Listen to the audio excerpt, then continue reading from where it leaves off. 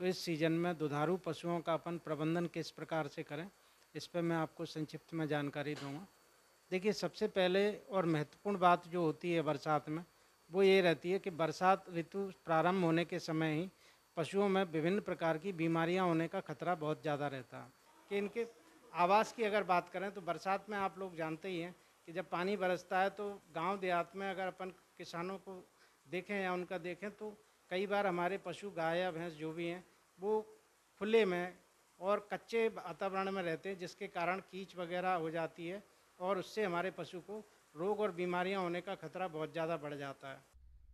पशुपालक भाइयों, जैसा कि आप जानते हैं कि अभी बरसात का मौसम चल रहा है और यदि आप इस मौसम में भी गाय भैंसों से अच्छा दूध उत्पादन प्राप्त करना चाहते हैं तो पशुओं को बरसात के प्रभाव से बचाने के लिए आवास प्रबंधन पर ध्यान देना होगा। तभी आपको पशुपालन व्यवसाय से अधिक लाभ मिलेगा। तो इसके लिए अपने को ये करना है कि शेड के अंदर साफ़ सफाई अच्छे से रखनी है। पानी की बौछार या बूंदें अगर कहीं से आ रही हैं तो उसको कवर करने के लिए हमको इंतज़ाम करने हैं। और इसके अलावा मुख्य रूप से अपने को ये रखना है कि साफ़ सफाई प्रॉपर तरीके से या विधिवत तरीके से मेंटेन करनी है, जिसके कारण कि अपना पशु और उसका आवास जो है सूखा रहे। आवास को अपने को सूखा रखना। दूसरा, कहीं से भी उसमें पानी की बौछार या पानी का लीकेज नहीं होना चाहिए। प्रतिदिन सुबह और शाम झाड़ू लगा के उसके जो शेड है उसकी प्रॉपर तरीके से सफाई करनी चाहिए। मान लो कई बार ऐसा होता है, बहुत तेज़ हवा चल रही है, पानी भी बरस रहा है काफ़ी लंबे समय से, तो ठंड से बचाने के लिए विशेष प्रयास करने चाहिए। बरसात जब शुरू हो जाती है तो उस समय टेम्परेचर और ह्यूमिडिटी का एक बड़ा ऐसा कॉम्बिनेशन होता है जो कि बाह्य परजीवी, कीड़े मच्छर और पतंगों के लिए बहुत ज़्यादा ऑप्टिमम समय होता है। तो इस समय तेज़ी से इनकी बढ़वार होती है और ये पशु को हमें काफ़ी ज़्यादा परेशानी पैदा करते हैं। तो इसके लिए अपने को ये करना है तो या तो आसपास थोड़ा सा धुआं कर दें या राख का छिड़काव कर दें, जिससे कि इससे कुछ हद तक निजात मिल जाती है। किसान भाइयों, पशुपालन व्यवसाय को सफल बनाने के लिए सबसे अधिक आवश्यक है इनके आहार की व्यवस्था। यदि आपने इस कार्य में किसी भी तरह की लापरवाही की तो लाभ की जगह नुकसान भी उठाना पड़ सकता है। इसीलिए गाय और भैंसों के आहार प्रबंधन में इन बताई जा रही बातों पर जरूर ध्यान दें।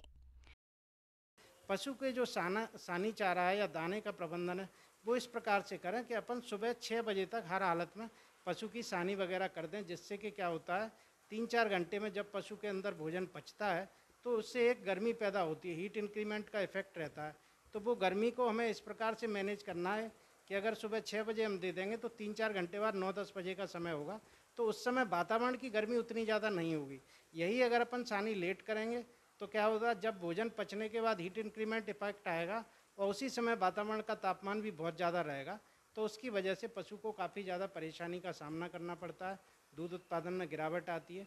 तो इन सब चीज़ों को मैनेज करने के लिए अपने को दाना पानी और सानी का प्रबंधन इस प्रकार से करना है, सुबह बहुत जल्दी सानी करें और शाम को भी सानी करीब 5 बजे या 5 बजे के बाद ही करें, जिससे कि जब भोजन पचे तो उस समय तक वातावरण का तापमान कम हो जाए। मेरा कहने का मतलब ये है कि अगर अपन पूरा भूसा दे रहे हैं तो उसके बाद भूसे की मात्रा लगभग 70% कर दें, 30% हरे चारे का समावेश करें, उसके बाद में फिर 60% कर दें, सॉरी, उसके बाद फिर तो ग्रेजुअल तरीके से अपने को सूखे चारे से हरे चारे को रिप्लेस करना है।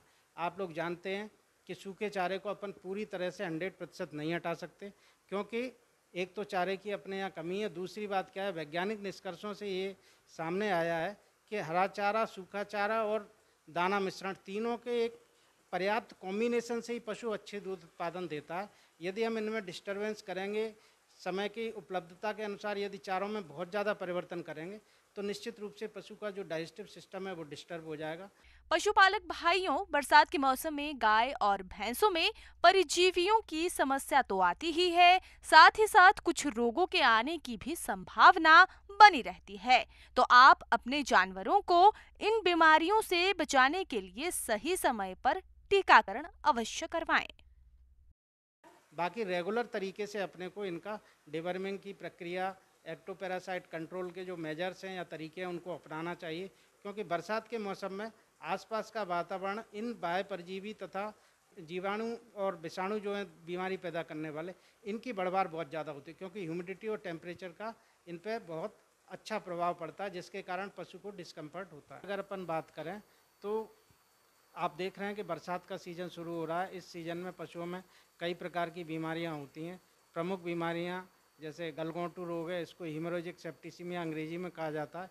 छोटे पशुओं में ज़्यादा प्रभाव डालती है, बड़े पशुओं में कम प्रभाव डालती है। इसके अलावा ब्लैक क्वार्टर या एक टंगिया बुखार जिसको बोलते हैं, वो बीमारी होती है। तीसरी बीमारी एंटेरोटॉक्सीमिया करके एक बीमारी रहती है।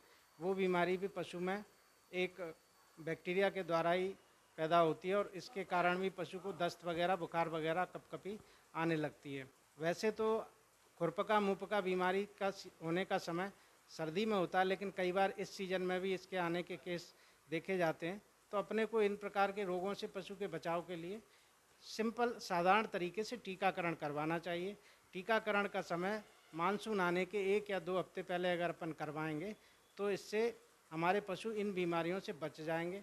जहाँ तक टीका की बात है, केवल खुरपका मुंहपका बीमारी ऐसी है जिसका टीकाकरण वर्ष में 2 बार करना है। बाकी सभी टीके साल में 1 बार लगवाने हैं और 1 साल के लिए इन रोगों से पशु को हमारे को बचाते हैं।